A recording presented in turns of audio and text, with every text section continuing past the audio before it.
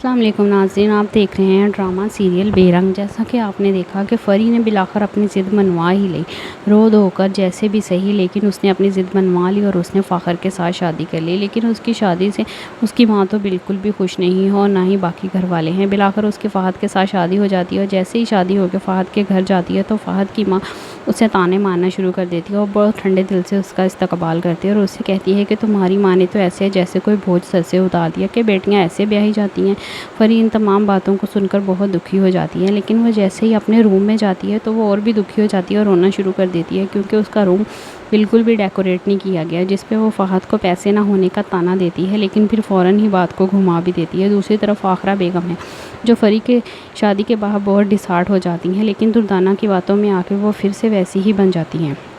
شادی کے دوسرے دن اینی اور عفان جب بریک فاسٹ لے کر فری کے گھر میں جاتے ہیں تو وہ دیکھتے ہیں کہ اس کی ساس بہت باتیں سناتی ہے انہیں، لیکن وہ چپ کر جاتے ہیں۔ دوسری طرف شہریار ہے جو کہ اب آئمہ سے تنگ آ چکا ہے اور اب وہ واپس ایمل کی طرف جانا چاہتا ہے، لیکن ایمل اسے معاف نہیں کرتی اور اسے کہتی ہے کہ سب مکافات عمل ہے، جو کچھ تم نے میرے ساتھ کیا تمہیں ان سب باتوں کی سزا مل رہی ہے۔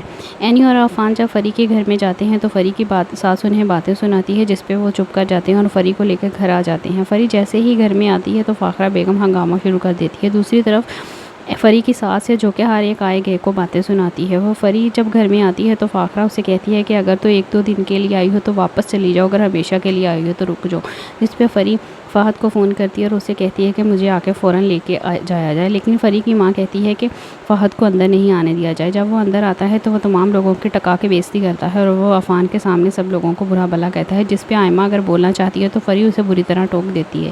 دوسری طرف آخرہ بیگم ہے جو کہ الگ ہی نخرے دکھا رہی ہے۔ اینی انہیں سمجھانے کی کوشش کرتی ہے تو وہ اینی کی نہیں سنتی۔ آنے والے ایپیسوڈ میں آپ دیکھیں گے سدرا پھر سے اینی کو مل گئی ہے اور وہ اینی کو تانے دیتی ہے کہ اس نے عفان کو پھنسا لیا ہے۔ دوسری طرف فہد ہے جسے اس بات کا دکھ ہے کہ فری کو خالی ہاتھ رخصت کر دیا گیا ہے، کیونکہ وہ بھی لالچی ہے اور وہ چاہتا تھا کہ فری کو بہت سارا جہیز ملے، کہ وہ فری کو بسا پائے گا۔ دوسری طرف شہریار ہے جو کہ ایمل سے دوبارہ سے پیچ اپ کرنا چاہتا ہے اور وہ اینی سے تنگ آ چکا ہے۔ کیا وہ آئمہ سے اپنی جان چھڑوا کے واپس سے ایمل کے ساتھ مل جائے گا یا ایمل اب اس گھر میں کبھی واپس نہیں آئے گی؟ دیکھنے کے لیے ہمارے ساتھ بنے رہیے۔